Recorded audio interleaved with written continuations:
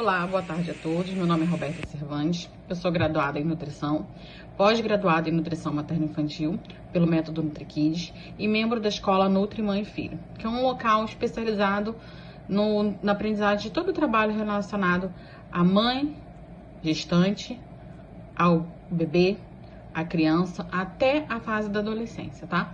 Eu vou contar primeiro para vocês um pouquinho da minha história, como eu cheguei na nutrição. Eu sou mãe de duas meninas, uma de 13 e uma de 7. A minha pequena apresentou uma dificuldade com a alimentação e eu percebi que ela tinha uma dificuldade de experimentar novos alimentos. E nessas buscas de pesquisas e buscar na internet, buscar profissionais, eu consegui entender que ela era uma criança com seletividade alimentar, tá? E aí começou a minha busca incessante para ajudar a minha filha a passar por esse processo, que não é fácil. Eu moro numa cidade do interior, de Mato Grosso do Sul. Aqui, infelizmente, a gente ainda tem poucos profissionais que atendem as crianças, que trabalham com crianças. E eu percebi que não existia nenhuma nutricionista que atendesse crianças. Aí começou o meu trabalho, tá? Eu matriculei e comecei a buscar tudo sobre isso, buscar informações, estudos, tudo que estivesse disponível na área eu fui buscar com a única intenção, primeiramente, de ajudar minha filha. E com o passar do tempo eu me encantei e descobri que assim, eu não queria ajudar só a minha filha, mas eu poderia ajudar diversas outras crianças, diversas outras famílias que estavam passando por isso.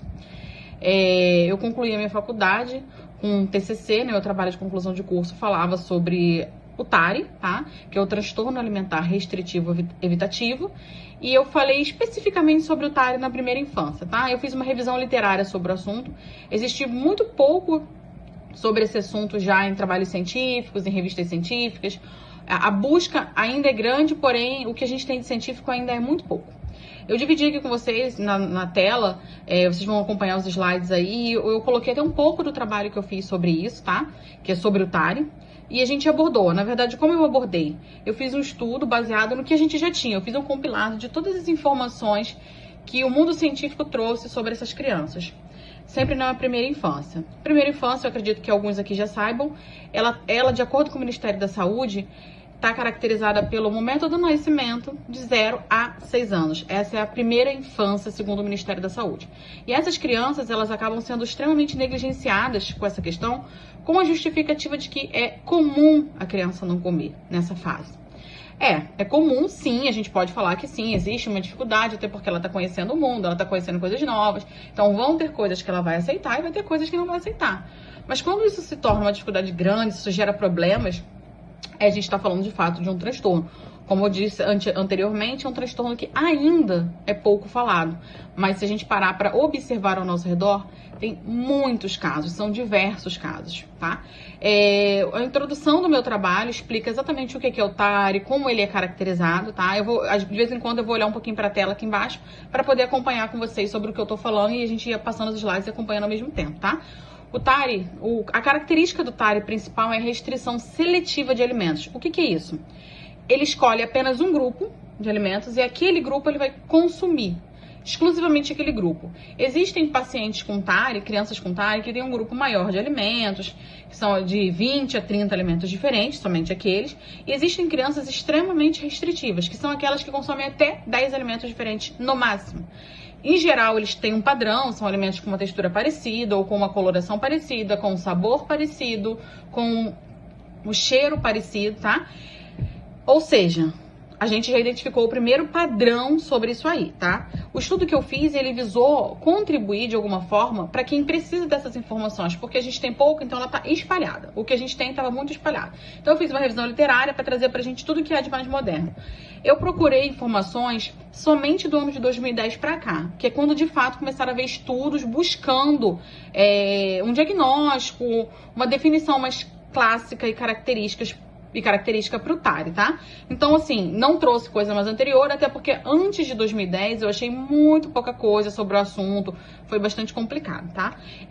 O trabalho que eu fiz, ele definiu critérios de diagnóstico, características clínicas, os fatores de risco, né, que isso pode implicar, principalmente na saúde da criança, mas não só na saúde, como também na questão social dessa criança, tá? Porque não é só uma questão de saúde, mas é uma questão de saúde mental que essa criança vai ter. E eu fiz esse compilado aí que ficou bem bacana, tá? Inclusive um trabalho que foi submetido a uma revista científica e a gente está aguardando aí o retorno, né? Para ver se vai dar certo, tá? O TARI, diferente de outros transtornos que geralmente estão relacionados à imagem corporal da pessoa, não, o TARI não tá. Se a gente encontrar um paciente com anorexia, bulimia, eles estão muito relacionados ao corpo, ao visual, ao que a pessoa vê no espelho, seja ela criança ainda ou adulto. O TARI não tem uma relação com isso, tá? Ele não está relacionado com a aparência física da pessoa, ela não tem essa relação, tá? Ele faz, geralmente essa criança, ela faz, como eu falei anteriormente, uma escolha bem definida sobre o que ela vai comer, e muitas das vezes ela, pelo fato de ser muito pouco a ingestão de alimentos novos e de um grupo diferente de alimentos, ela começa a ter uma insuficiência e vai causar deficiências nutricionais, vai impactar diretamente no desenvolvimento dessa criança, tanto físico quanto motor. E aí, o que a gente pensa, o que a gente tenta entender sobre esse assunto?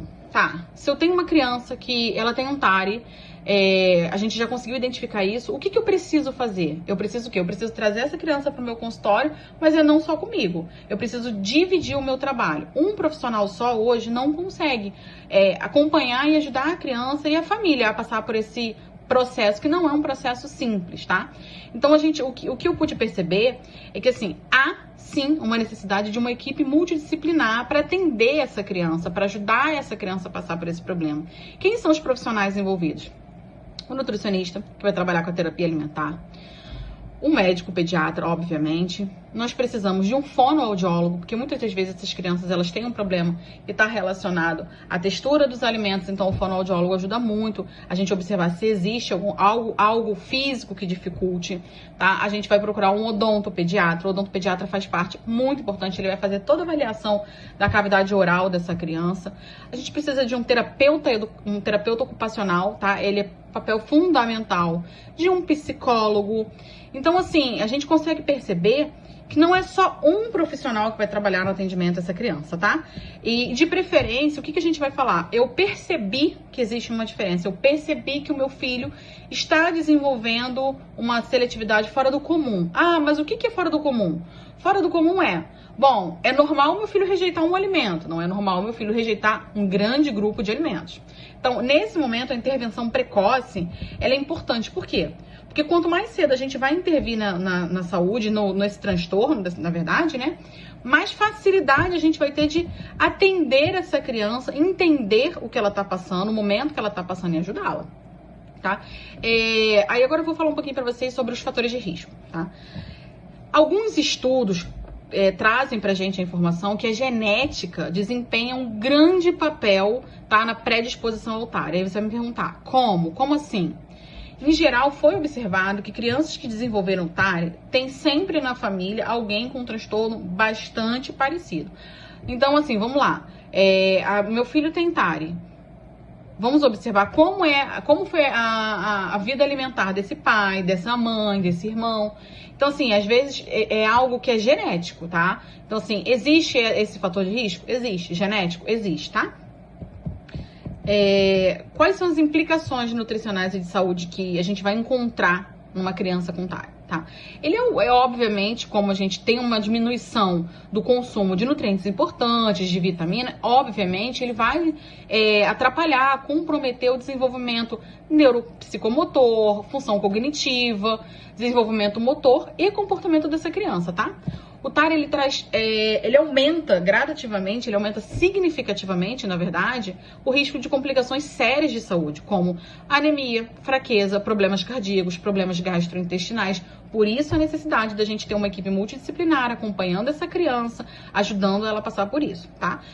Dentre esses fatores que eu falei dos fatores de saúde, tá? De saúde física. Mas a gente tem que falar na saúde mental dessa criança, que é o quê? É o psicológico. Por quê?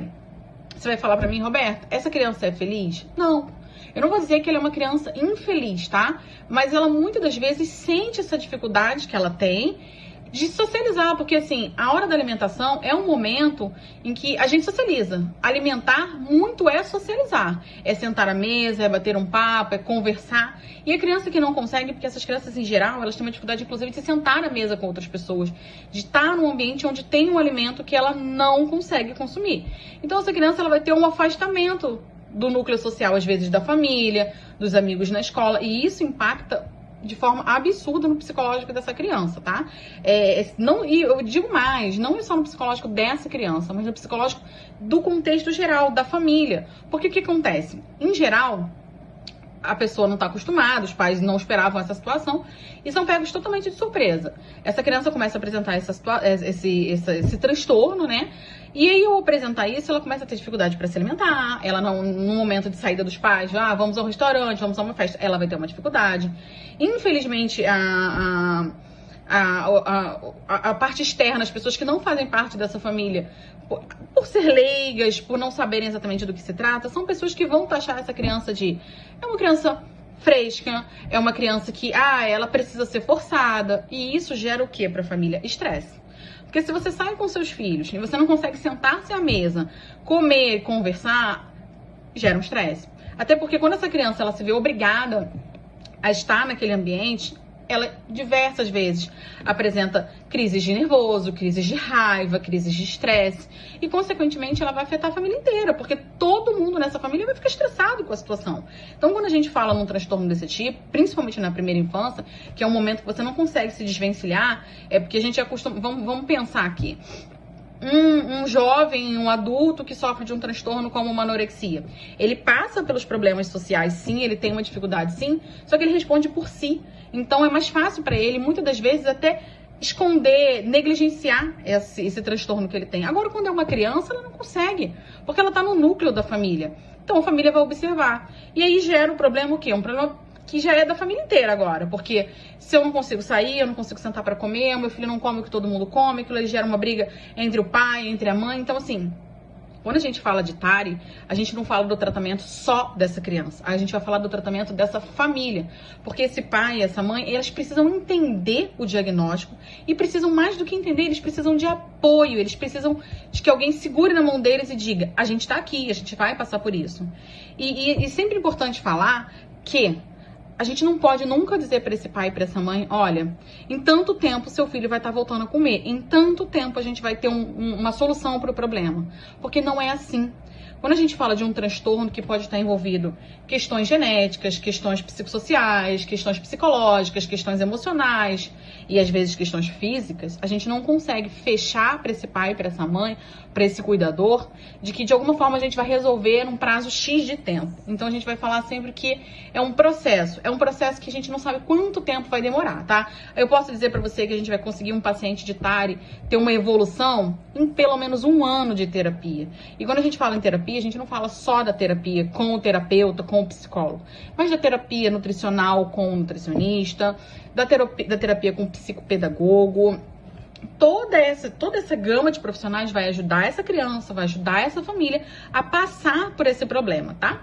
Agora eu vou falar um pouquinho para vocês aqui sobre a prevenção, o diagnóstico e o tratamento, tá? O que a gente precisa entender sobre isso? O TARI ele foi colocado no Manual de Doenças Mentais, o DSM-5, tá? Há pouquíssimo tempo, tá? A gente tem poucos artigos, conforme eu falei, falando sobre isso. Aí você vai falar pra mim, bom, então, pelo menos agora a gente achou, caracterizou ele tá lá no DSM-5, que é o nosso de saúde mental, tá? Então ele já tá lá. Muitas das vezes a gente associa o TARI ao transtorno do espectro autista, tá?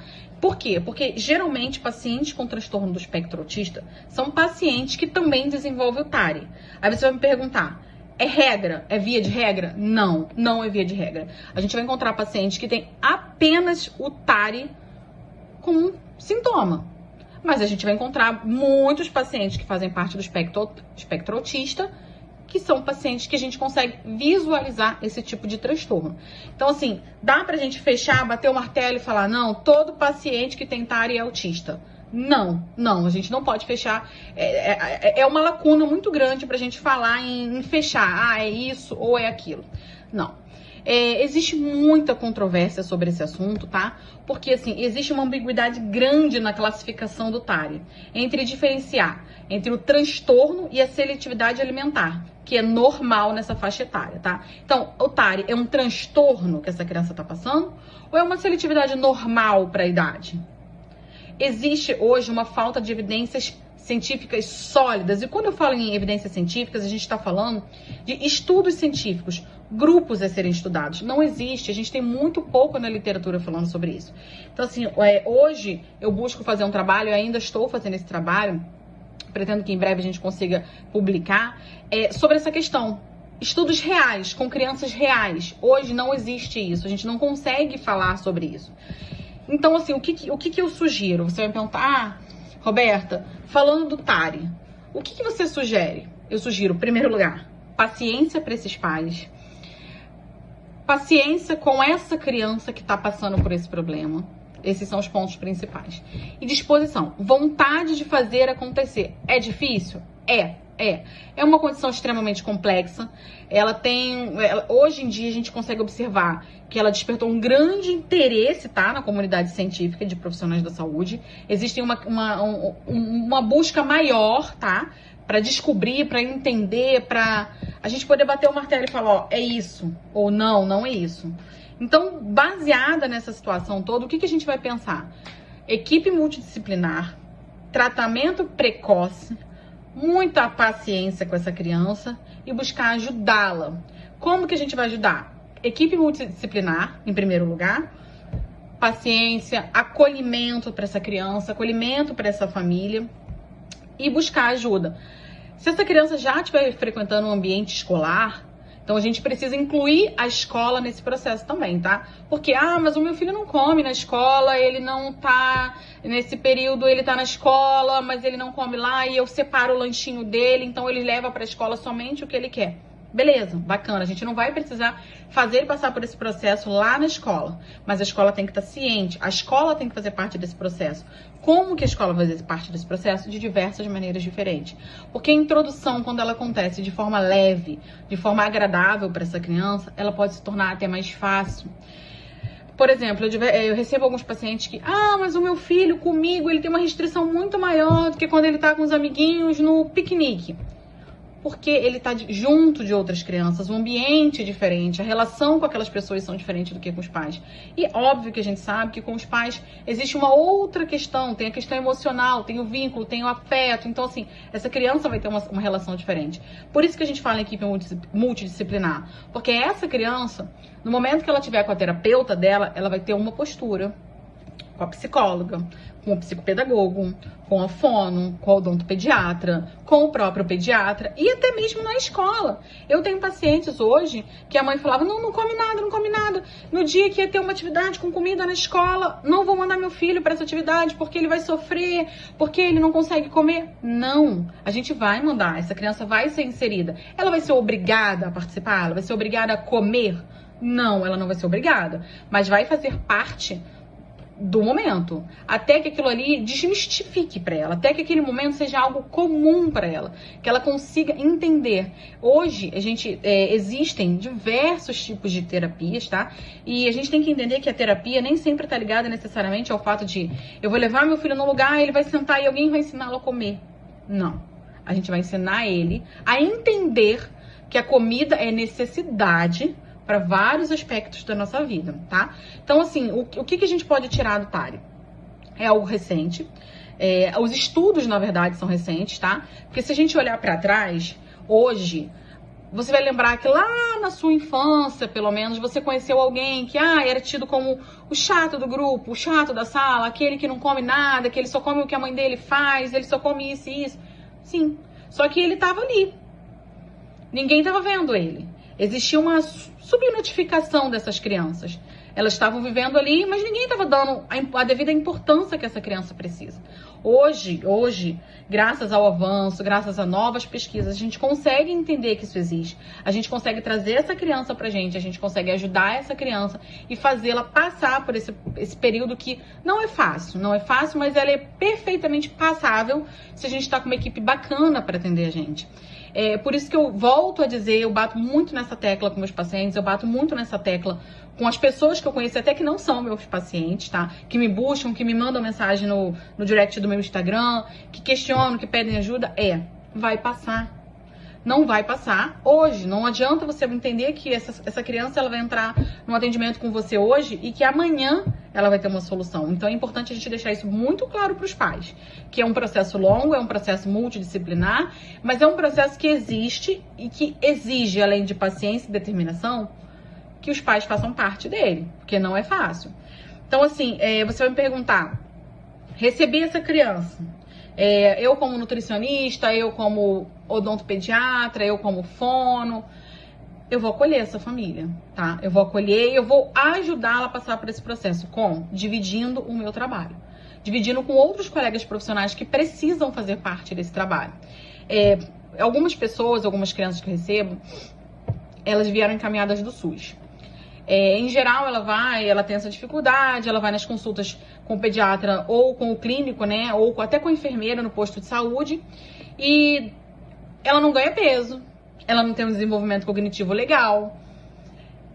Então, assim, a mãe tá perdida. Ela é encaminhada para nutricionista, que muitas vezes no SUS a gente não encontra um nutricionista que seja exclusivo materno-infantil, não encontra um nutricionista que esteja preparado para isso, que esteja buscando esse público, tá? Então, elas vão ali, tentando entender, buscando informações na internet, buscando informações com amigos, com vizinhos, com conhecidos. Então, assim, às vezes a porta de entrada para essa família é o posto de saúde. Então, o que a gente tem que pensar? Que não é só eu, nutricionista, que precisa ajudar essa criança. Se a porta de entrada dela é um posto de saúde, é uma UBS, é uma unidade pública do SUS, muitas das vezes, conforme eu falei, quem vai atendê-lo no primeiro momento, quem vai ouvir a queixa dessa mãe de dificuldade com apetite, que a mãe acredita que seja uma dificuldade de apetite, quem vai recebê-la é uma enfermeira. É um profissional que também faz parte. Então, assim, o importante é a gente entender hoje que todos nós, profissionais da saúde, temos de alguma forma parcela com essa criança. Parcela de ajudar a criança e a família. Então, essa enfermeira recebeu essa demanda no posto de saúde dela. O que ela vai fazer? Ela vai ajudar essa mãe em primeiro momento. Como que ela vai ajudar essa mãe? Ela vai conversar com o médico do posto. Ela vai passar pelo médico do posto? Muitas das vezes esse médico vai encaminhar lá, eu vou encaminhar para o pediatra, porque assim, a gente fez isso, fez aquilo, não tá dando certo. Essa família vai chegar no pediatra, que vai entrar com outras intervenções, vai fazer avaliação dos exames bioquímicos dessa criança. Esse pediatra percebeu que assim, ele precisa de um outro profissional. Quem é outro profissional? É o psicólogo, é o nutricionista, é o neuro... Bastante importante até falar sobre isso, sobre o neuropediatra. Mas por que neuropediatra? Porque sim, porque o neuropediatra ele faz parte desse processo. Ele é um profissional extremamente importante para ajudar essa criança. Ele vai avaliar a questão cognitiva dessa criança, o desenvolvimento cognitivo dessa criança. Ele também faz parte. Aí você vai me perguntar, não tem mais ninguém? Tem. Psiquiatra. Aí gera dúvida. Muitas das vezes quando eu falo assim, psiquiatra, eu ouço assim, não, mas... Que isso, psiquiatra? Não precisa de psiquiatra. Porque infelizmente a sociedade ainda coloca o psiquiatra também como se, é louco. Não, o psiquiatra ele faz parte. Você buscar um bom psiquiatra infantil, ele também vai ajudar, ele vai fazer a intervenção dele. Então, se a gente for parar para pensar, olha quantos profissionais eu citei aqui, nesse curto período aqui que eu tô nesse bate-papo com vocês, eu citei diversos profissionais da saúde. Então, o que eu entendo hoje sobre a saúde de qualquer indivíduo, principalmente quando a gente está falando de uma criança? Que não é um profissional que trata essa criança, não é um profissional que vai ter o olhar para essa criança. Até porque quando a gente tem diversas pessoas olhando uma única situação, a chance da gente identificar a situação problema e ajudar aquela pessoa a passar por isso, ela se torna maior. Já diz, né? Uma cabeça não pensa a mesma coisa que várias cabeças juntas. Várias cabeças pensam muito mais. Então, eu acho que a base do tratamento de qualquer criança, seja ela com otário ou com qualquer outro tipo de transtorno, ela deve ser com a primeira ideia de que uma equipe multidisciplinar é necessidade. Hoje eu trabalho numa clínica multidisciplinar, que eu tenho uma terapeuta, eu tenho uma fonoaudióloga, eu tenho uma psicóloga. Quando existe a necessidade, é encaminhado ao gastropediatra, ao neuropediatra. Então, assim, é um bate-bola bacana de acontecer entre todos esses profissionais. Todos esses profissionais. Então, assim, o que eu queria deixar para vocês hoje de legado, assim, de importante, olha... O que você fala pra mim de uma criança que passa por esse tipo de transtorno ou qualquer outro transtorno? Gente, a gente tá aqui pra segurar a mão dessa criança, ajudar ela a passar por esse problema, porque assim, é perfeitamente suportável o processo se a gente tem apoio. E se os profissionais da saúde que estão envolvidos nesse processo forem pessoas humanizadas, esse processo se torna fácil. Pode parecer que não, mas se torna muito mais fácil. E quando eu falo isso, eu falo com conhecimento de causa. Conforme eu comecei falando pra vocês, eu tenho uma filha com seletividade alimentar. E a única coisa que a minha filha tem é seletividade alimentar. E ela já passou por diversos profissionais da saúde e a gente não consegue fechar um diagnóstico. Não, ela apenas tem a seletividade. Então, vamos entender isso, abraçar essa ideia e tratar isso aí. A minha escolha da faculdade de nutrição é uma inspiração da minha filha, foi inspirada nela. Eu olhava para o problema que ela tinha e entendia que alguém precisava ajudá-la, e foi assim que eu fiz. Eu busquei informação, eu busquei ajuda e eu, de alguma forma, quero ajudar outras mães, outros pais, outras famílias. A minha filha é a minha maior inspiração. Ela faz todas as terapias, tudo que vocês podem imaginar, há algum tempo já. Ela teve pequenas evoluções, e isso é importante a gente falar. As evoluções, às vezes, são muito pequenas aos olhos de quem está de fora. Mas para a família e para os profissionais envolvidos, qualquer mínima evolução é incrível, é perfeito, é motivo de felicidade, gente. Então, assim, eu acho que eu quero finalizar aqui dizendo pra vocês, eu, como mãe, eu, como profissional da saúde, como nutricionista que trabalho nesse tipo de terapia, digo pra vocês, nós juntos podemos fazer um trabalho maravilhoso, é um trabalho incrível. Se a gente pegar a equipe multidisciplinar de saúde e a família, a gente vai fazer dessa vida, dessa criança, felicidade de novo. Eu costumo dizer que quando a gente cuida do sorriso de uma criança, a gente cuida do nosso futuro. Porque as nossas crianças de hoje são o nosso futuro, são o nosso amanhã. Então, se a gente construir uma sociedade com base em humanização, nós teremos adultos no futuro humanizados. Adultos que foram acolhidos e estão prontos para acolher o próximo. Eu quero finalizar dizendo para vocês que eu estou totalmente à disposição para tirar dúvidas, para buscar informações, para bater um papo com vocês mais sobre isso. E para ouvir, se alguém quiser me passar, olha, eu tenho isso, eu tenho um artigo sobre isso, algo que eu ainda não li, eu quero que vocês tragam para mim, eu quero que a gente consiga fazer esse bate-bola, que é muito legal, que é muito bacana. Eu estou muito feliz de estar aqui hoje com vocês, de ter sido convidada a participar desse projeto incrível, desse projeto que eu acho que deveria acontecer sempre, que deveria ser falado sempre. Eu acho que assim, a gente tem que divulgar muito esse tipo de congresso, porque é onde a gente consegue debater com outros profissionais e debater com gente que está chegando no mercado de trabalho, com gente que está aí, ó, novinha, com vontade de aprender, com vontade de crescer, e com aqueles profissionais que já estão há algum tempo formados e estão aqui também tentando de alguma forma entrar nesse mundo que particularmente eu sou absurdamente apaixonada. Eu sou apaixonada por crianças, eu sou apaixonada pela infância. Eu acho que é um momento único da nossa vida e eu acho que ele merece de todas as maneiras ser extremamente bem aproveitado. Então contem comigo hoje, contem comigo sempre por aqui. Podem me procurar, me mandar mensagem, que a gente vai estar aqui para tirar todas as dúvidas que forem surgindo, tá? Um grande beijo, uma boa tarde para todos. Espero que eu tenha contribuído para vocês e que a gente se veja em breve em novas oportunidades. Tchau, tchau. Olá, boa tarde a todos. Meu nome é Roberta Cervantes. Eu sou graduada em nutrição, pós-graduada em nutrição materno-infantil pelo método NutriKids e membro da escola Nutri Mãe e Filho, que é um local especializado na aprendizagem de todo o trabalho relacionado à mãe, gestante, ao bebê, à criança, até a fase da adolescência, tá? Eu vou contar primeiro para vocês um pouquinho da minha história, como eu cheguei na nutrição. Eu sou mãe de 2 meninas, uma de 13 e uma de 7. A minha pequena apresentou uma dificuldade com a alimentação e eu percebi que ela tinha uma dificuldade de experimentar novos alimentos. E nessas buscas de pesquisas e buscar na internet, buscar profissionais, eu consegui entender que ela era uma criança com seletividade alimentar, tá? E aí começou a minha busca incessante para ajudar a minha filha a passar por esse processo, que não é fácil. Eu moro numa cidade do interior, de Mato Grosso do Sul. Aqui, infelizmente, a gente ainda tem poucos profissionais que atendem as crianças, que trabalham com crianças. E eu percebi que não existia nenhuma nutricionista que atendesse crianças.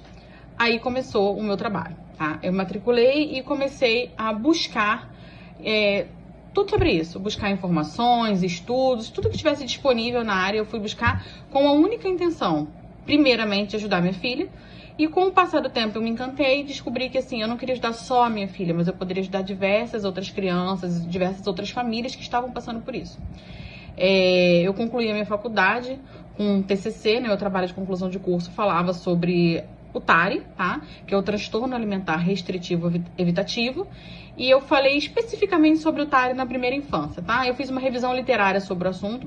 Existe muito pouco sobre esse assunto já em trabalhos científicos, em revistas científicas. A busca ainda é grande, porém o que a gente tem de científico ainda é muito pouco. Eu dividi aqui com vocês na tela, vocês vão acompanhar os slides aí, eu coloquei até um pouco do trabalho que eu fiz sobre isso, tá? Que é sobre o TARI. E a gente abordou, na verdade, como eu abordei? Eu fiz um estudo baseado no que a gente já tinha, eu fiz um compilado de todas as informações que o mundo científico trouxe sobre essas crianças. Sempre na primeira infância. Primeira infância, eu acredito que alguns aqui já saibam, ela de acordo com o Ministério da Saúde, está caracterizada pelo momento do nascimento de 0 a 6 anos. Essa é a primeira infância, segundo o Ministério da Saúde. E essas crianças, elas acabam sendo extremamente negligenciadas com essa questão, com a justificativa de que é comum a criança não comer nessa fase. É comum, sim, a gente pode falar que sim, existe uma dificuldade, até porque ela está conhecendo o mundo, ela está conhecendo coisas novas. Então vão ter coisas que ela vai aceitar e vai ter coisas que não vai aceitar. Mas quando isso se torna uma dificuldade grande, isso gera problemas, a gente está falando de fato de um transtorno. Como eu disse anteriormente, é um transtorno que ainda é pouco falado. Mas se a gente parar para observar ao nosso redor, tem muitos casos, são diversos casos, tá? A introdução do meu trabalho explica exatamente o que é o TARI, como ele é caracterizado, tá? De vez em quando eu vou olhar um pouquinho para a tela aqui embaixo para poder acompanhar com vocês sobre o que eu tô falando e a gente ia passando os slides e acompanhando ao mesmo tempo, tá? O TARI, a característica do TARI principal é a restrição seletiva de alimentos. O que é isso? Ele escolhe apenas um grupo de alimentos e aquele grupo ele vai consumir, exclusivamente aquele grupo. Existem pacientes com TARI, crianças com TARI, que têm um grupo maior de alimentos, que são de 20 a 30 alimentos diferentes, somente aqueles. E existem crianças extremamente restritivas, que são aquelas que consomem até 10 alimentos diferentes no máximo. Em geral, eles têm um padrão, são alimentos com uma textura parecida, ou com uma coloração parecida, com um sabor parecido, com um cheiro parecido, tá? Ou seja, a gente já identificou o primeiro padrão sobre isso aí, tá? O estudo que eu fiz, ele visou contribuir de alguma forma para quem precisa dessas informações, porque a gente tem pouco, então ela tá espalhada. O que a gente tem estava muito espalhado. Então eu fiz uma revisão literária para trazer pra gente tudo que é de mais moderno. Eu procurei informações somente do ano de 2010 para cá, que é quando de fato começaram a ver estudos buscando um diagnóstico, uma definição mais clássica e característica para o TARI, tá? Então, assim, não trouxe coisa mais anterior, até porque antes de 2010 eu achei muito pouca coisa sobre o assunto, foi bastante complicado, tá? O trabalho que eu fiz, ele definiu critérios de diagnóstico, características clínicas, os fatores de risco, né, que isso pode implicar, principalmente na saúde da criança, mas não só na saúde, como também na questão social dessa criança, tá? Porque não é só uma questão de saúde, mas é uma questão de saúde mental que essa criança vai ter. E eu fiz esse compilado aí que ficou bem bacana, tá? Inclusive um trabalho que foi submetido a uma revista científica e a gente tá aguardando aí o retorno, né? Pra ver se vai dar certo, tá? O TARI, diferente de outros transtornos que geralmente estão relacionados à imagem corporal da pessoa, não, o TARI não tá. Se a gente encontrar um paciente com anorexia, bulimia, eles estão muito relacionados ao corpo, ao visual, ao que a pessoa vê no espelho, seja ela criança ainda ou adulto. O TARI não tem uma relação com isso, tá? Ele não está relacionado com a aparência física da pessoa, ela não tem essa relação, tá? Ele faz, geralmente essa criança ela faz, como eu falei anteriormente, uma escolha bem definida sobre o que ela vai comer. E muitas das vezes ela, pelo fato de ser muito pouco a ingestão de alimentos novos e de um grupo diferente de alimentos, ela começa a ter uma insuficiência e vai causar deficiências nutricionais, vai impactar diretamente no desenvolvimento dessa criança, tanto físico quanto motor. E aí, o que a gente pensa? O que a gente tenta entender sobre esse assunto? Tá, se eu tenho uma criança que ela tem um TARI, a gente já conseguiu identificar isso, o que eu preciso fazer? Eu preciso o quê? Eu preciso trazer essa criança para o meu consultório, mas não só comigo. Eu preciso dividir o meu trabalho. Um profissional só hoje não consegue acompanhar e ajudar a criança e a família a passar por esse processo, que não é um processo simples, tá? Então, o que eu pude perceber é que, assim, há sim uma necessidade de uma equipe multidisciplinar para atender essa criança, para ajudar essa criança a passar por esse problema. Quem são os profissionais envolvidos? O nutricionista, que vai trabalhar com a terapia alimentar, o médico pediatra, obviamente. Nós precisamos de um fonoaudiólogo, porque muitas das vezes essas crianças elas têm um problema que está relacionado à textura dos alimentos, então o fonoaudiólogo ajuda muito a gente observar se existe algo físico que dificulte, tá? A gente vai procurar um odontopediatra. O odontopediatra faz parte muito importante, ele vai fazer toda a avaliação da cavidade oral dessa criança. A gente precisa de um terapeuta ocupacional, tá? Ele é papel fundamental de um psicólogo. Então, assim, a gente consegue perceber que não é só um profissional que vai trabalhar no atendimento dessa criança, tá? E, de preferência, o que a gente vai falar? Eu percebi que existe uma diferença. Eu percebi que o meu filho está desenvolvendo uma seletividade fora do comum. Ah, mas o que é fora do comum? Fora do comum bom, é normal meu filho rejeitar um alimento. Não é normal meu filho rejeitar um grande grupo de alimentos. Então, nesse momento, a intervenção precoce, ela é importante. Por quê? Porque quanto mais cedo a gente vai intervir na saúde, nesse transtorno, na verdade, né? Mais facilidade a gente vai ter de atender essa criança, entender o que ela tá passando, o momento que ela tá passando e ajudá-la, tá? Aí agora eu vou falar um pouquinho pra vocês sobre os fatores de risco, tá? Alguns estudos trazem pra gente a informação que a genética desempenha um grande papel, tá, na predisposição ao TARI. Aí você vai me perguntar, como? Como assim? Em geral, foi observado que crianças que desenvolveram TARI têm sempre na família alguém com um transtorno bastante parecido. Então, assim, vamos lá. Meu filho tem TARI. Vamos observar como foi a vida alimentar desse pai, dessa mãe, desse irmão. Então, assim, às vezes é algo que é genético, tá? Então, assim, existe esse fator de risco? Existe. Genético? Existe, tá? Quais são as implicações nutricionais e de saúde que a gente vai encontrar numa criança com TARI, tá?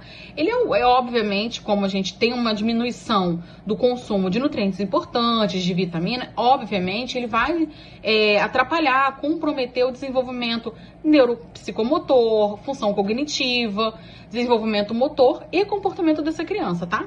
O TARI, ele aumenta gradativamente, ele aumenta significativamente, na verdade, o risco de complicações sérias de saúde, como anemia, fraqueza, problemas cardíacos, problemas gastrointestinais. Por isso a necessidade da gente ter uma equipe multidisciplinar acompanhando essa criança, ajudando ela a passar por isso, tá? Dentre esses fatores que eu falei dos fatores de saúde, tá? De saúde física. Mas a gente tem que falar na saúde mental dessa criança, que é o quê? É o psicológico. Por quê? Você vai falar pra mim, Roberto, essa criança é feliz? Não. Eu não vou dizer que ela é uma criança infeliz, tá? Mas ela muitas das vezes sente essa dificuldade que ela tem de socializar, porque assim, a hora da alimentação é um momento em que a gente socializa. Alimentar muito é socializar. É sentar à mesa, é bater um papo, é conversar. E a criança que não consegue, porque essas crianças em geral, elas têm uma dificuldade inclusive de se sentar à mesa com outras pessoas, de estar num ambiente onde tem um alimento que ela não consegue consumir. Então essa criança ela vai ter um afastamento do núcleo social, às vezes da família, dos amigos na escola, e isso impacta de forma absurda no psicológico dessa criança, tá?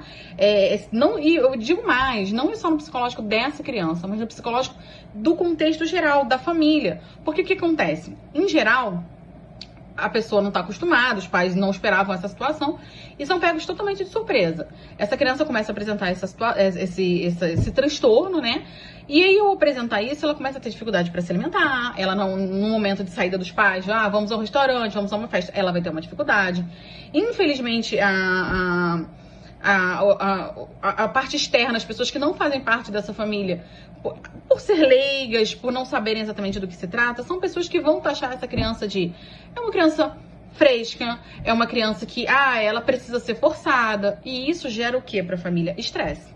Porque se você sai com seus filhos e você não consegue sentar-se à mesa, comer, conversar, gera um estresse. Até porque quando essa criança ela se vê obrigada a estar naquele ambiente, ela diversas vezes apresenta crises de nervoso, crises de raiva, crises de estresse e, consequentemente, ela vai afetar a família inteira, porque todo mundo nessa família vai ficar estressado com a situação. Então, quando a gente fala num transtorno desse tipo, principalmente na primeira infância, que é um momento que você não consegue se desvencilhar, é porque a gente acostuma... Vamos pensar aqui. Um jovem, um adulto que sofre de um transtorno como uma anorexia. Ele passa pelos problemas sociais, sim, ele tem uma dificuldade, sim, só que ele responde por si. Então é mais fácil para ele, muitas das vezes, até esconder, negligenciar esse transtorno que ele tem. Agora, quando é uma criança, ela não consegue, porque ela está no núcleo da família. Então a família vai observar. E aí gera um problema o quê? Um problema que já é da família inteira agora, porque se eu não consigo sair, eu não consigo sentar para comer, o meu filho não come o que todo mundo come, aquilo aí gera uma briga entre o pai, entre a mãe. Então, assim, quando a gente fala de TARI, a gente não fala do tratamento só dessa criança, a gente vai falar do tratamento dessa família, porque esse pai e essa mãe, eles precisam entender o diagnóstico e precisam, mais do que entender, eles precisam de apoio, eles precisam de que alguém segure na mão deles e diga, a gente tá aqui, a gente vai passar por isso. E sempre é importante falar que a gente não pode nunca dizer para esse pai e para essa mãe, olha, em tanto tempo seu filho vai estar voltando a comer, em tanto tempo a gente vai ter uma solução para o problema. Porque não é assim. Quando a gente fala de um transtorno que pode estar envolvido questões genéticas, questões psicossociais, questões psicológicas, questões emocionais e às vezes questões físicas, a gente não consegue fechar para esse pai, para essa mãe, para esse cuidador, de que de alguma forma a gente vai resolver num prazo X de tempo. Então a gente vai falar sempre que é um processo que a gente não sabe quanto tempo vai demorar, tá? Eu posso dizer para você que a gente vai conseguir um paciente de TARI ter uma evolução em pelo menos 1 ano de terapia. E quando a gente fala em terapia, a gente não fala só da terapia com o terapeuta, com o psicólogo, mas da terapia nutricional com o nutricionista, da terapia com o psicopedagogo. Toda essa gama de profissionais vai ajudar essa criança, vai ajudar essa família a passar por esse problema, tá? Agora eu vou falar um pouquinho para vocês aqui sobre a prevenção, o diagnóstico e o tratamento, tá?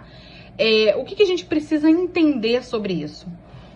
O TARI, ele foi colocado no Manual de Doenças Mentais, o DSM-5, tá?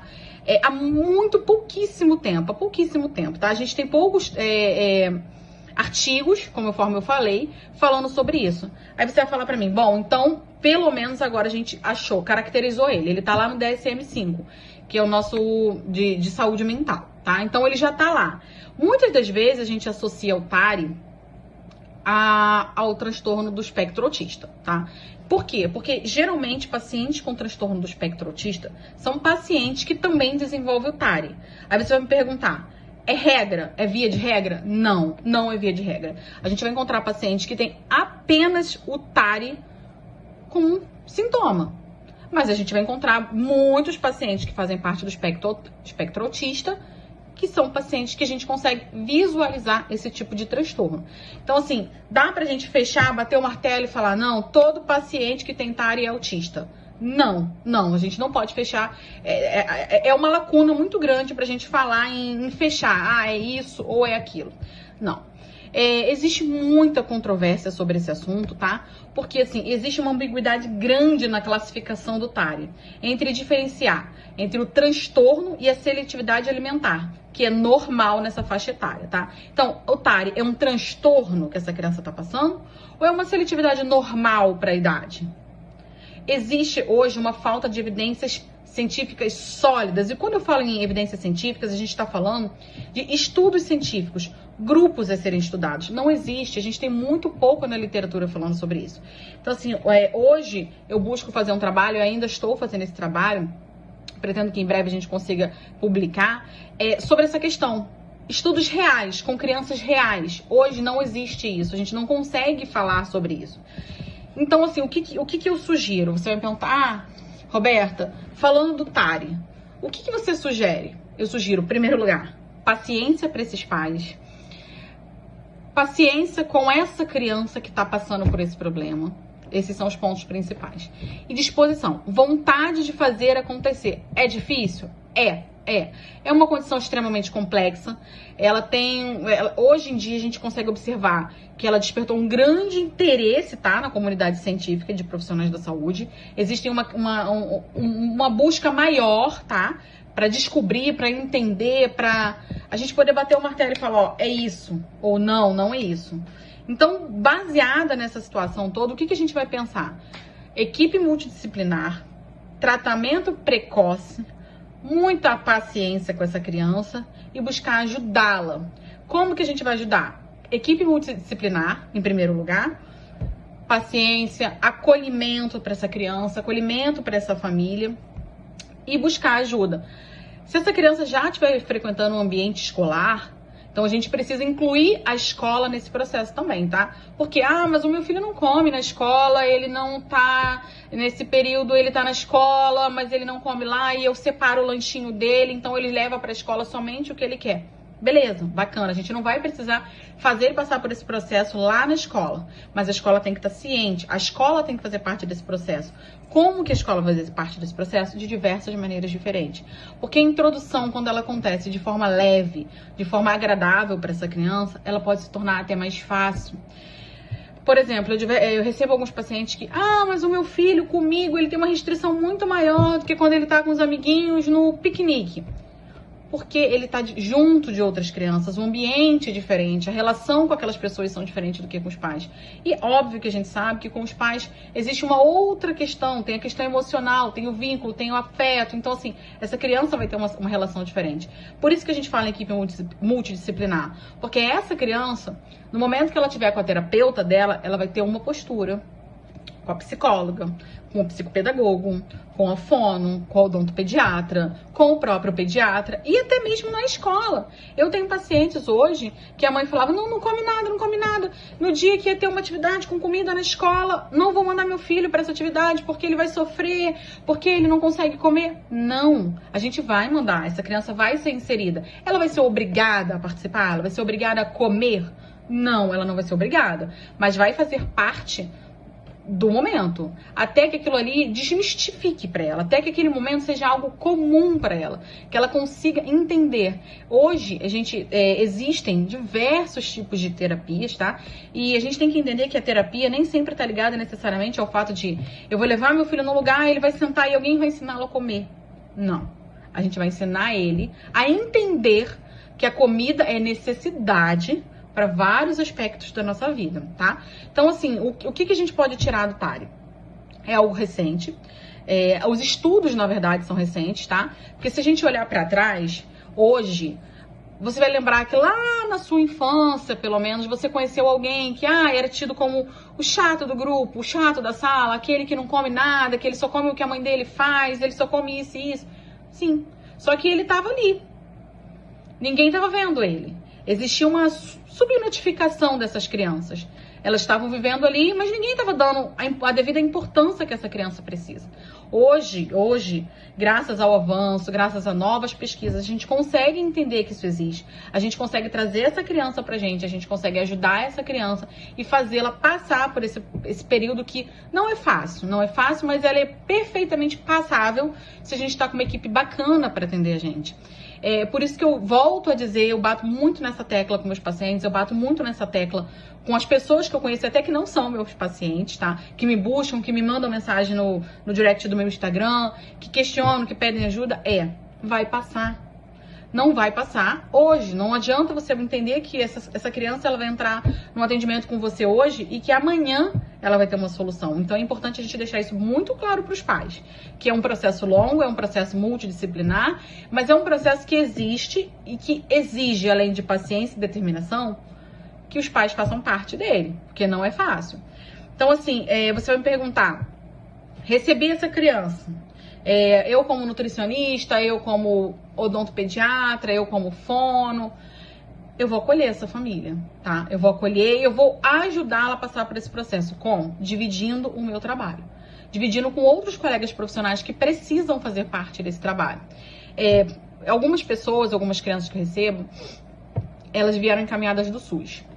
Em geral, ela tem essa dificuldade, ela vai nas consultas com o pediatra ou com o clínico, né? Ou até com a enfermeira no posto de saúde. E ela não ganha peso, ela não tem um desenvolvimento cognitivo legal. Então, assim, a mãe tá perdida. Ela é encaminhada para nutricionista, que muitas vezes no SUS a gente não encontra um nutricionista que seja exclusivo materno-infantil, não encontra um nutricionista que esteja preparado para isso, que esteja buscando esse público, tá? Então, elas vão ali, tentando entender, buscando informações na internet, buscando informações com amigos, com vizinhos, com conhecidos. Então, assim, às vezes a porta de entrada para essa família é o posto de saúde. Então, o que a gente tem que pensar? Que não é só eu, nutricionista, que precisa ajudar essa criança. Se a porta de entrada dela é um posto de saúde, é uma UBS, é uma unidade pública do SUS, muitas das vezes, conforme eu falei, quem vai atendê-lo no primeiro momento, quem vai ouvir a queixa dessa mãe de dificuldade com apetite, que a mãe acredita que seja uma dificuldade de apetite, quem vai recebê-la é uma enfermeira. É um profissional que também faz parte. Então, assim, o importante é a gente entender hoje que todos nós, profissionais da saúde, temos de alguma forma parcela com essa criança. Parcela de ajudar a criança e a família. Então, essa enfermeira recebeu essa demanda no posto de saúde dela. O que ela vai fazer? Ela vai ajudar essa mãe em primeiro momento. Como que ela vai ajudar essa mãe? Ela vai conversar com o médico do posto. Ela vai passar pelo médico do posto? Muitas das vezes esse médico vai encaminhar lá, eu vou encaminhar para o pediatra, porque assim, a gente fez isso, fez aquilo, não tá dando certo. Essa família vai chegar no pediatra, que vai entrar com outras intervenções, vai fazer avaliação dos exames bioquímicos dessa criança. Esse pediatra percebeu que assim, ele precisa de um outro profissional. Quem é outro profissional? É o psicólogo, é o nutricionista, é o neuro... Bastante importante até falar sobre isso, sobre o neuropediatra. Mas por que neuropediatra? Porque sim, porque o neuropediatra ele faz parte desse processo. Ele é um profissional extremamente importante para ajudar essa criança. Ele vai avaliar a questão cognitiva dessa criança, o desenvolvimento cognitivo dessa criança. Ele também faz parte. Aí você vai me perguntar, não tem mais ninguém? Tem. Psiquiatra. Aí gera dúvida. Muitas das vezes quando eu falo assim, o psiquiatra, eu ouço assim, não, mas... Que isso, psiquiatra? Não preciso de psiquiatra. Porque infelizmente a sociedade ainda coloca o psiquiatra também como se, é louco. Não, o psiquiatra ele faz parte. Você buscar um bom psiquiatra infantil, ele também vai ajudar, ele vai fazer a intervenção dele. Então, se a gente for parar para pensar, olha quantos profissionais eu citei aqui, nesse curto período aqui que eu tô nesse bate-papo com vocês, eu citei diversos profissionais da saúde. Então, o que eu entendo hoje sobre a saúde de qualquer indivíduo, principalmente quando a gente está falando de uma criança? Que não é um profissional que trata essa criança, não é um profissional que vai ter o olhar para essa criança. Até porque quando a gente tem diversas pessoas olhando uma única situação, a chance da gente identificar a situação problema e ajudar aquela pessoa a passar por isso, ela se torna maior. Já diz, né? Uma cabeça não pensa a mesma coisa que várias cabeças juntas. Várias cabeças pensam muito mais. Então, eu acho que a base do tratamento de qualquer criança, seja ela com otário ou com qualquer outro tipo de transtorno, ela deve ser com a primeira ideia de que uma equipe multidisciplinar é necessidade. Hoje eu trabalho numa clínica multidisciplinar, que eu tenho uma terapeuta, eu tenho uma fonoaudióloga, eu tenho uma psicóloga. Quando existe a necessidade, é encaminhado ao gastropediatra, ao neuropediatra. Então, assim, é um bate-bola bacana de acontecer entre todos esses profissionais. Todos esses profissionais. Então, assim, o que eu queria deixar para vocês hoje de legado, assim, de importante, olha... O que você fala pra mim de uma criança que passa por esse tipo de transtorno ou qualquer outro transtorno? Gente, a gente tá aqui pra segurar a mão dessa criança, ajudar ela a passar por esse problema, porque assim, é perfeitamente suportável o processo se a gente tem apoio. E se os profissionais da saúde que estão envolvidos nesse processo forem pessoas humanizadas, esse processo se torna fácil. Pode parecer que não, mas se torna muito mais fácil. E quando eu falo isso, eu falo com conhecimento de causa. Conforme eu comecei falando pra vocês, eu tenho uma filha com seletividade alimentar. E a única coisa que a minha filha tem é seletividade alimentar. E ela já passou por diversos profissionais da saúde e a gente não consegue fechar um diagnóstico. Não, ela apenas tem a seletividade. Então, vamos entender isso, abraçar essa ideia e tratar isso aí. A minha escolha da faculdade de nutrição é uma inspiração da minha filha, foi inspirada nela. Eu olhava para o problema que ela tinha e entendia que alguém precisava ajudá-la, e foi assim que eu fiz. Eu busquei informação, eu busquei ajuda e eu, de alguma forma, quero ajudar outras mães, outros pais, outras famílias. A minha filha é a minha maior inspiração. Ela faz todas as terapias, tudo que vocês podem imaginar, há algum tempo já. Ela teve pequenas evoluções, e isso é importante a gente falar. As evoluções, às vezes, são muito pequenas aos olhos de quem está de fora. Mas para a família e para os profissionais envolvidos, qualquer mínima evolução é incrível, é perfeito, é motivo de felicidade, gente. Então, assim, eu acho que eu quero finalizar aqui dizendo pra vocês, eu como mãe, eu como profissional da saúde, como nutricionista que trabalho nesse tipo de terapia, digo pra vocês, nós juntos podemos fazer um trabalho maravilhoso, é um trabalho incrível. Se a gente pegar a equipe multidisciplinar de saúde e a família, a gente vai fazer dessa vida, dessa criança, felicidade de novo. Eu costumo dizer que quando a gente cuida do sorriso de uma criança, a gente cuida do nosso futuro. Porque as nossas crianças de hoje são o nosso futuro, são o nosso amanhã. Então, se a gente construir uma sociedade com base em humanização, nós teremos adultos no futuro humanizados. Adultos que foram acolhidos e estão prontos para acolher o próximo. Eu quero finalizar dizendo para vocês que eu estou totalmente à disposição para tirar dúvidas, para buscar informações, para bater um papo com vocês mais sobre isso.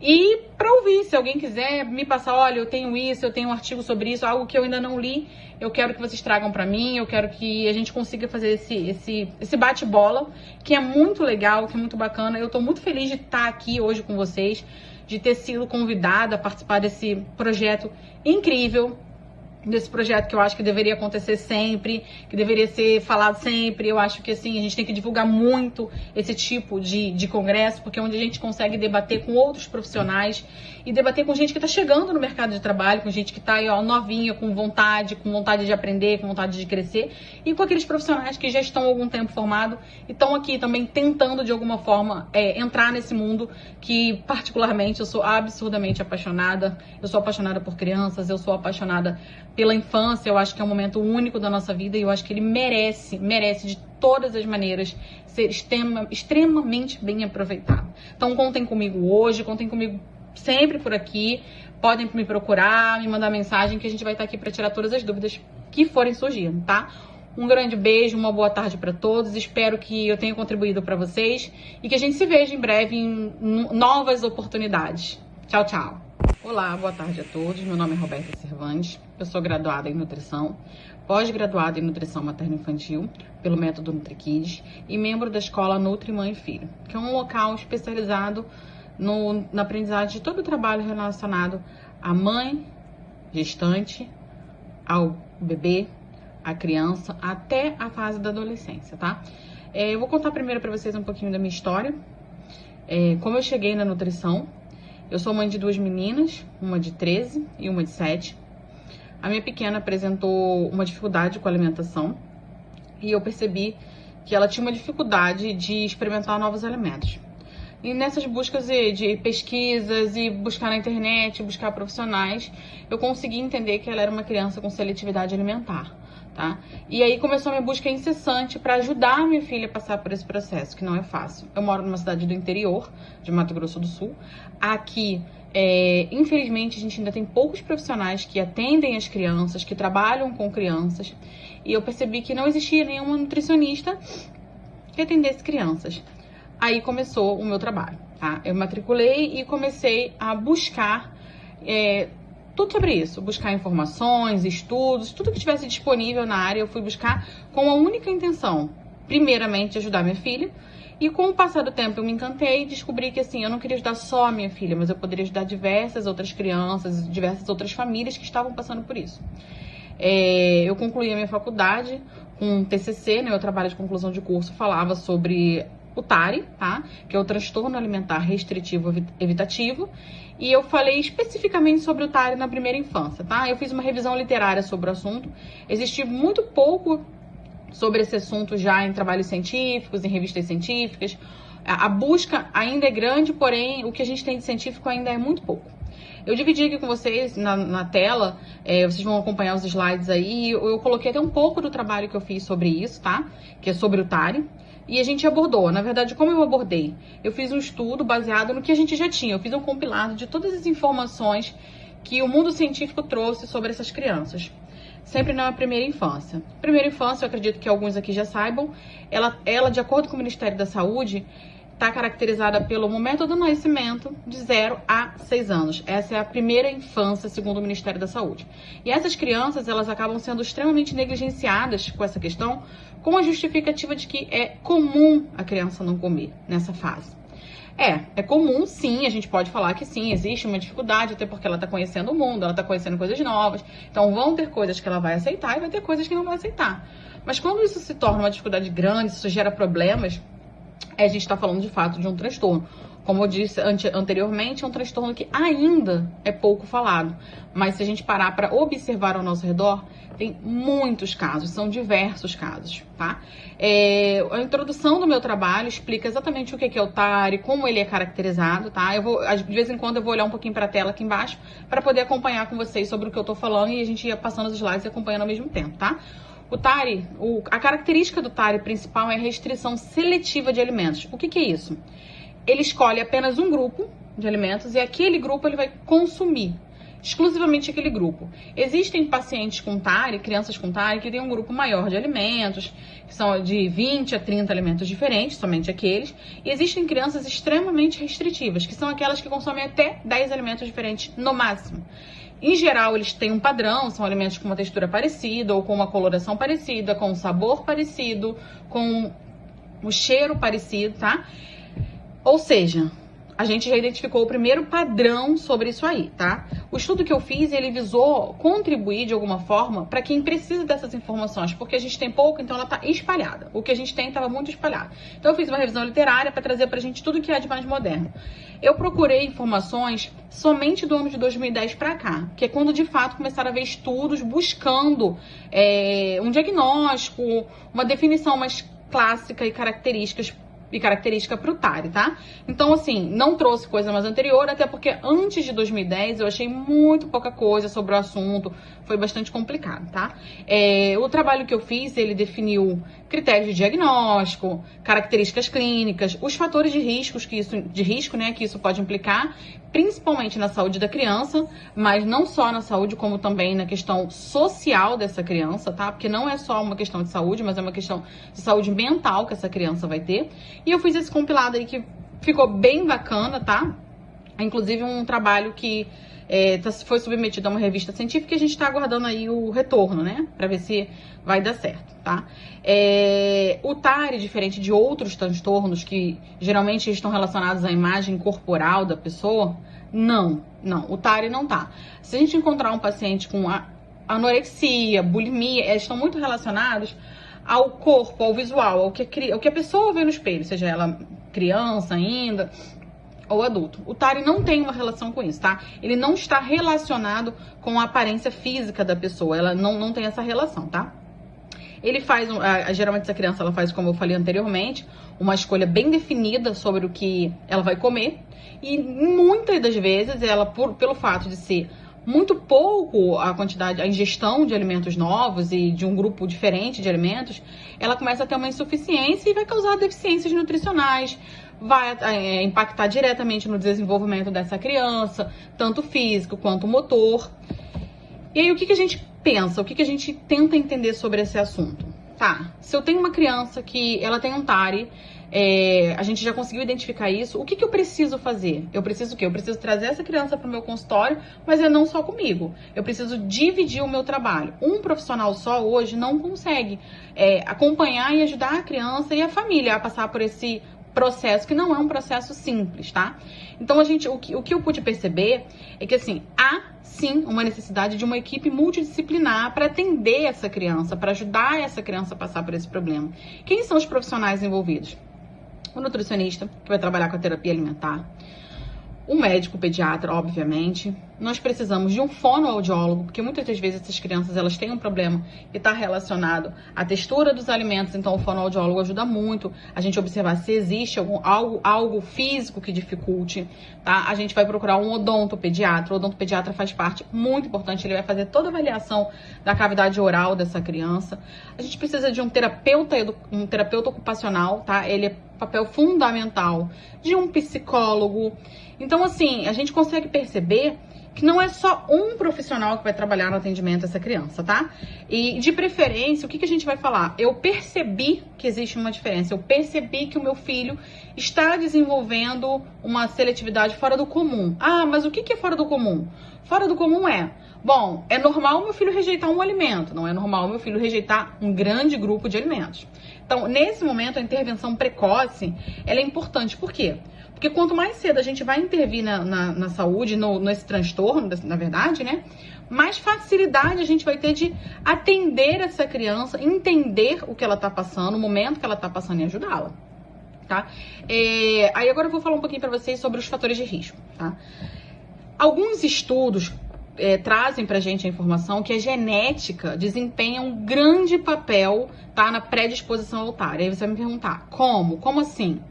Em geral, foi observado que crianças que desenvolveram TARI têm sempre na família alguém com um transtorno bastante parecido. Então, assim, vamos lá. Meu filho tem TARI. Vamos observar como foi a vida alimentar desse pai, dessa mãe, desse irmão. Então, assim, às vezes é algo que é genético, tá? Então, assim, existe esse fator de risco? Existe. Genético? Existe, tá?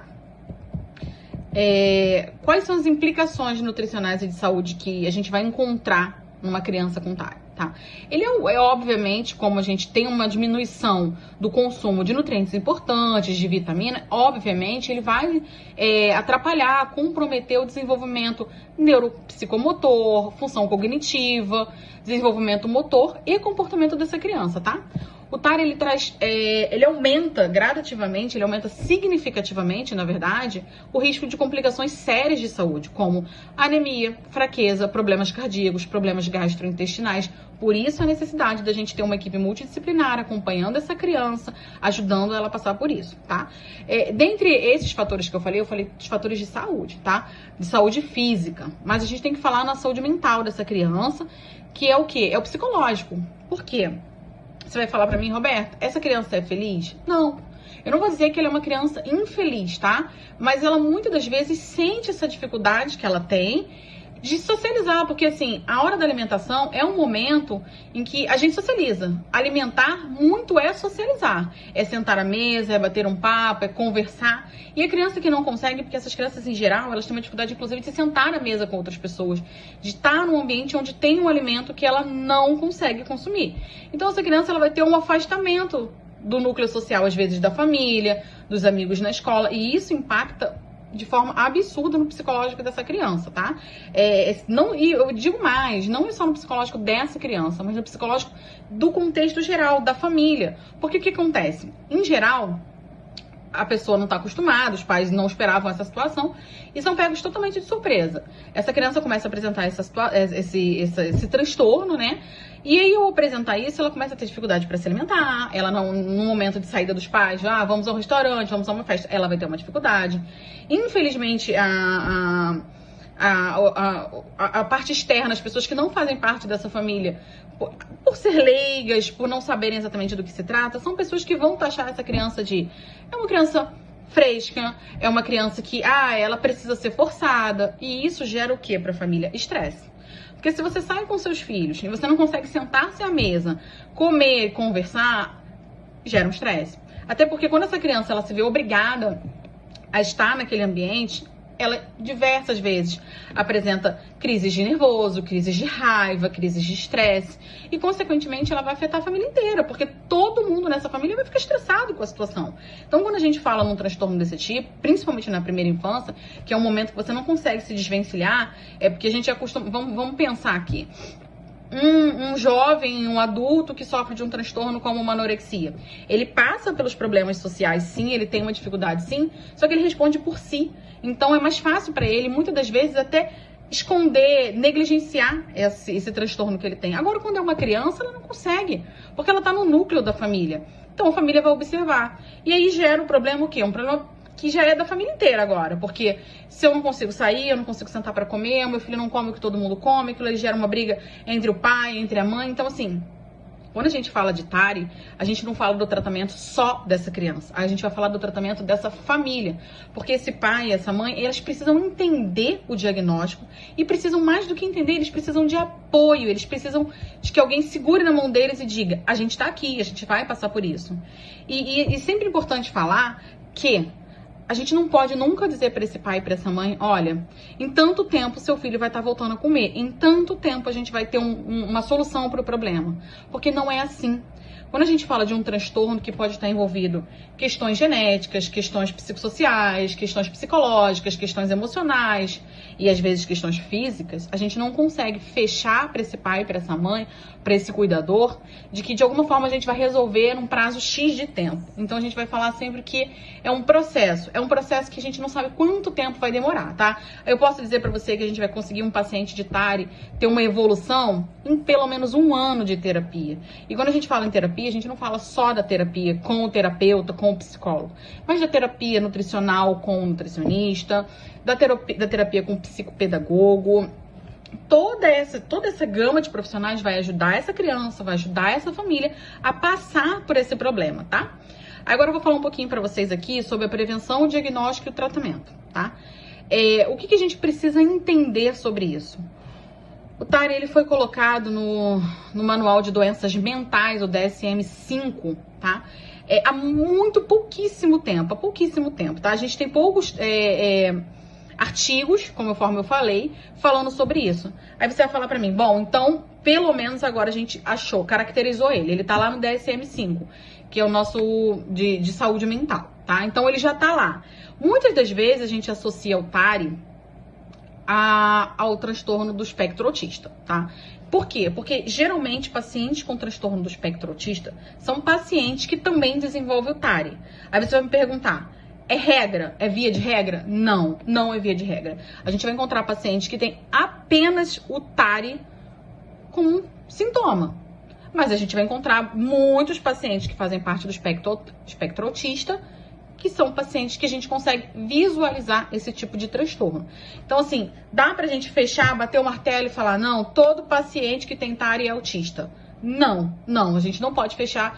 É uma lacuna muito grande pra gente falar em fechar, é isso ou é aquilo. Não. Existe muita controvérsia sobre esse assunto, tá? Porque, assim, existe uma ambiguidade grande na classificação do TARI, entre diferenciar entre o transtorno e a seletividade alimentar, que é normal nessa faixa etária, tá? Então, o TARI é um transtorno que essa criança tá passando ou é uma seletividade normal para a idade?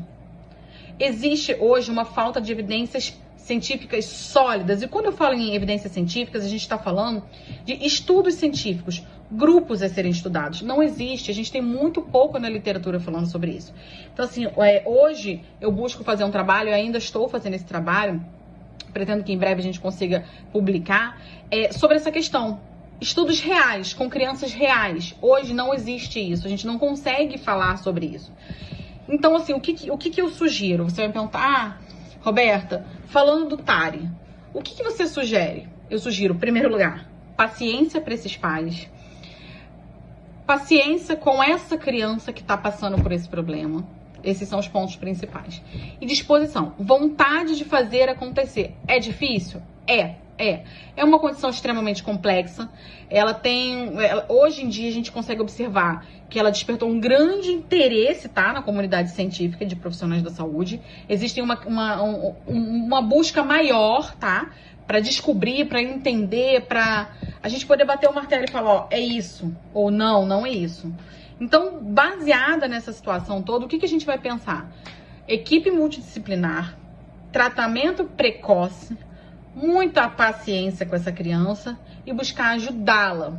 Como que a gente vai ajudar? Equipe multidisciplinar, em primeiro lugar, paciência, acolhimento para essa criança, acolhimento para essa família e buscar ajuda. Se essa criança já estiver frequentando um ambiente escolar, então a gente precisa incluir a escola nesse processo também, tá? Porque, mas o meu filho não come na escola, ele não tá, nesse período ele tá na escola, mas ele não come lá e eu separo o lanchinho dele, então ele leva para a escola somente o que ele quer. Beleza, bacana, a gente não vai precisar fazer ele passar por esse processo lá na escola, mas a escola tem que estar ciente, a escola tem que fazer parte desse processo. Como que a escola vai fazer parte desse processo? De diversas maneiras diferentes. Porque a introdução, quando ela acontece de forma leve, de forma agradável para essa criança, ela pode se tornar até mais fácil. Por exemplo, eu recebo alguns pacientes que, mas o meu filho comigo, ele tem uma restrição muito maior do que quando ele tá com os amiguinhos no piquenique. Porque ele está junto de outras crianças, o ambiente é diferente, a relação com aquelas pessoas são diferentes do que com os pais. E óbvio que a gente sabe que com os pais existe uma outra questão, tem a questão emocional, tem o vínculo, tem o afeto. Então, assim, essa criança vai ter uma relação diferente. Por isso que a gente fala em equipe multidisciplinar. Porque essa criança, no momento que ela tiver com a terapeuta dela, ela vai ter uma postura com a psicóloga, com o psicopedagogo, com a fono, com o odontopediatra, com o próprio pediatra e até mesmo na escola. Eu tenho pacientes hoje que a mãe falava, não come nada, não come nada. No dia que ia ter uma atividade com comida na escola, não vou mandar meu filho para essa atividade porque ele vai sofrer, porque ele não consegue comer. Não, a gente vai mandar, essa criança vai ser inserida. Ela vai ser obrigada a participar? Ela vai ser obrigada a comer? Não, ela não vai ser obrigada, mas vai fazer parte do momento, até que aquilo ali desmistifique para ela, até que aquele momento seja algo comum para ela, que ela consiga entender. Hoje, existem diversos tipos de terapias, tá? E a gente tem que entender que a terapia nem sempre tá ligada necessariamente ao fato de eu vou levar meu filho num lugar, ele vai sentar e alguém vai ensiná-lo a comer. Não. A gente vai ensinar ele a entender que a comida é necessidade para vários aspectos da nossa vida, tá? Então, assim, o que a gente pode tirar do TARI? É algo recente. Os estudos, na verdade, são recentes, tá? Porque se a gente olhar para trás, hoje, você vai lembrar que lá na sua infância, pelo menos, você conheceu alguém que era tido como o chato do grupo, o chato da sala, aquele que não come nada, que ele só come o que a mãe dele faz, ele só come isso e isso. Sim, só que ele tava ali. Ninguém tava vendo ele. Existia uma subnotificação dessas crianças. Elas estavam vivendo ali, mas ninguém estava dando a devida importância que essa criança precisa. Hoje, graças ao avanço, graças a novas pesquisas, a gente consegue entender que isso existe. A gente consegue trazer essa criança pra gente, a gente consegue ajudar essa criança e fazê-la passar por esse período que não é fácil, mas ela é perfeitamente passável se a gente está com uma equipe bacana para atender a gente. Por isso que eu volto a dizer, eu bato muito nessa tecla com meus pacientes, eu bato muito nessa tecla com as pessoas que eu conheço, até que não são meus pacientes, tá? Que me buscam, que me mandam mensagem no direct do meu Instagram, que questionam, que pedem ajuda. Vai passar. Não vai passar hoje. Não adianta você entender que essa criança ela vai entrar num atendimento com você hoje e que amanhã ela vai ter uma solução. Então é importante a gente deixar isso muito claro para os pais, que é um processo longo, é um processo multidisciplinar, mas é um processo que existe e que exige, além de paciência e determinação, que os pais façam parte dele, porque não é fácil. Então, assim, você vai me perguntar, recebi essa criança, eu como nutricionista, eu como odontopediatra, eu como fono, eu vou acolher essa família, tá? Eu vou acolher e eu vou ajudá-la a passar por esse processo. Como? Dividindo o meu trabalho. Dividindo com outros colegas profissionais que precisam fazer parte desse trabalho. Algumas pessoas, algumas crianças que eu recebo, elas vieram encaminhadas do SUS. Em geral, ela tem essa dificuldade, ela vai nas consultas com o pediatra ou com o clínico, né? Ou até com a enfermeira no posto de saúde.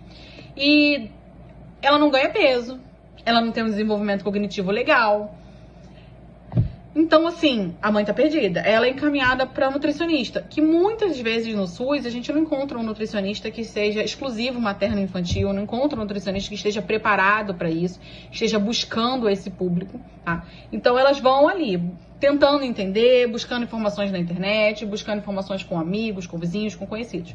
Então, assim, às vezes a porta de entrada para essa família é o posto de saúde. Então, o que a gente tem que pensar? Que não é só eu, nutricionista, que precisa ajudar essa criança. Se a porta de entrada dela é um posto de saúde, é uma UBS, é uma unidade pública do SUS, muitas das vezes, conforme eu falei, quem vai atendê-lo no primeiro momento, quem vai ouvir a queixa dessa mãe de dificuldade com apetite, que a mãe acredita que seja uma dificuldade de apetite, quem vai recebê-la é uma enfermeira. É um profissional que também faz parte. Então, assim, o importante é a gente entender hoje que todos nós, profissionais da saúde, temos de alguma forma parcela com essa criança. Parcela de ajudar a criança e a família. Então, essa enfermeira recebeu essa demanda no posto de saúde dela. O que ela vai fazer? Ela vai ajudar essa mãe em primeiro momento. Como que ela vai ajudar essa mãe? Ela vai conversar com o médico do posto. Ela vai passar pelo médico do posto? Muitas das vezes esse médico vai encaminhar lá, eu vou encaminhar para o pediatra, porque assim, a gente fez isso, fez aquilo, não tá dando certo. Essa família vai chegar no pediatra, que vai entrar com outras intervenções, vai fazer avaliação dos exames bioquímicos dessa criança. Esse pediatra percebeu que assim, ele precisa de um outro profissional. Quem é outro profissional? É o psicólogo, é o nutricionista, é o neuro... Bastante importante até falar sobre isso, sobre o neuropediatra. Mas por que neuropediatra? Porque sim, porque o neuropediatra ele faz parte desse processo. Ele é um profissional extremamente importante para ajudar essa criança. Ele vai avaliar a questão cognitiva dessa criança, o desenvolvimento cognitivo dessa criança. Ele também faz parte. Aí você vai me perguntar, não tem mais ninguém? Tem. Psiquiatra. Aí gera dúvida. Muitas das vezes quando eu falo assim, o psiquiatra, eu ouço assim, não, mas... Que isso, psiquiatra? Não precisa de psiquiatra. Porque infelizmente a sociedade ainda coloca o psiquiatra também como se, é louco. Não, o psiquiatra ele faz parte. Você buscar um bom psiquiatra infantil, ele também vai ajudar, ele vai fazer a intervenção dele. Então, se a gente for parar para pensar, olha quantos profissionais eu citei aqui, nesse curto período aqui que eu tô nesse bate-papo com vocês, eu citei diversos profissionais da saúde. Então, o que eu entendo hoje sobre a saúde de qualquer indivíduo, principalmente quando a gente está falando de uma criança? Que não é um profissional que trata essa criança, não é um profissional que vai ter o olhar para essa criança. Até porque quando a gente tem diversas pessoas olhando uma única situação, a chance da gente identificar a situação problema e ajudar aquela pessoa a passar por isso, ela se torna maior. Já diz, né? Uma cabeça não pensa a mesma coisa que várias cabeças juntas. Várias cabeças pensam muito mais. Então, eu acho que a base do tratamento de qualquer criança, seja ela com otário ou com qualquer outro tipo de transtorno, ela deve ser com a primeira ideia de que uma equipe multidisciplinar é necessidade. Hoje eu trabalho numa clínica multidisciplinar, que eu tenho uma terapeuta, eu tenho uma fonoaudióloga, eu tenho uma psicóloga.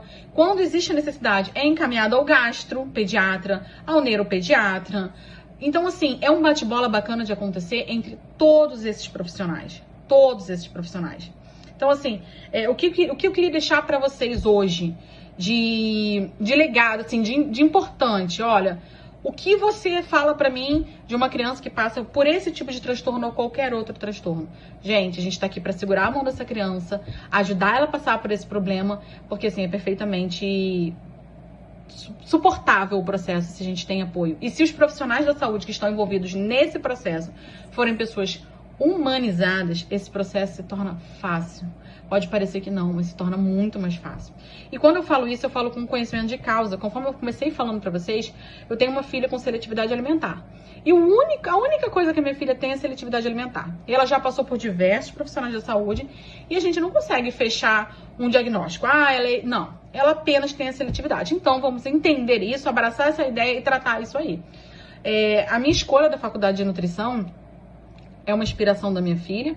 Foi inspirada nela. Eu olhava para o problema que ela tinha e entendia que alguém precisava ajudá-la. E foi assim que eu fiz.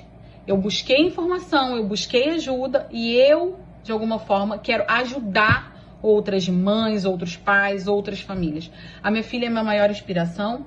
Ela faz todas as terapias, tudo que vocês podem imaginar, há algum tempo já. Ela teve pequenas evoluções, e isso é importante a gente falar. As evoluções, às vezes, são muito pequenas aos olhos de quem está de fora. Mas para a família e para os profissionais envolvidos, qualquer mínima evolução é incrível, é perfeito, é motivo de felicidade, gente. Então, assim, eu acho que eu quero finalizar aqui dizendo para vocês, eu como mãe, eu como profissional da saúde, como nutricionista que trabalho nesse tipo de terapia, digo para vocês, nós juntos podemos fazer um trabalho maravilhoso, é um trabalho incrível. Se a gente pegar a equipe multidisciplinar de saúde e a família, a gente vai fazer dessa vida, dessa criança, felicidade de novo. Eu costumo dizer que quando a gente cuida do sorriso de uma criança, a gente cuida do nosso futuro. Porque as nossas crianças de hoje são o nosso futuro, são o nosso amanhã. Então, se a gente construir uma sociedade com base em humanização, nós teremos adultos no futuro humanizados. Adultos que foram acolhidos e estão prontos para acolher o próximo. Eu quero finalizar dizendo para vocês que eu estou totalmente à disposição para tirar dúvidas, para buscar informações, para bater um papo com vocês mais sobre isso. E para ouvir, se alguém quiser me passar, olha, eu tenho isso, eu tenho um artigo sobre isso, algo que eu ainda não li, eu quero que vocês tragam para mim, eu quero que a gente consiga fazer esse bate-bola, que é muito legal, que é muito bacana. Eu estou muito feliz de estar aqui hoje com vocês, de ter sido convidada a participar desse projeto incrível, desse projeto que eu acho que deveria acontecer sempre, que deveria ser falado sempre. Eu acho que assim, a gente tem que divulgar muito esse tipo de congresso, porque é onde a gente consegue debater com outros profissionais e debater com gente que está chegando no mercado de trabalho, com gente que está aí, ó, novinha, com vontade de aprender, com vontade de crescer, e com aqueles profissionais que já estão há algum tempo formados e estão aqui também tentando de alguma forma entrar nesse mundo que particularmente eu sou absurdamente apaixonada. Eu sou apaixonada por crianças, eu sou apaixonada pela infância. Eu acho que é um momento único da nossa vida e eu acho que ele merece de todas as maneiras ser extremamente bem aproveitado. Então contem comigo hoje, contem comigo sempre por aqui. Podem me procurar, me mandar mensagem que a gente vai estar aqui para tirar todas as dúvidas que forem surgindo, tá? Um grande beijo, uma boa tarde para todos. Espero que eu tenha contribuído para vocês e que a gente se veja em breve em novas oportunidades. Tchau, tchau.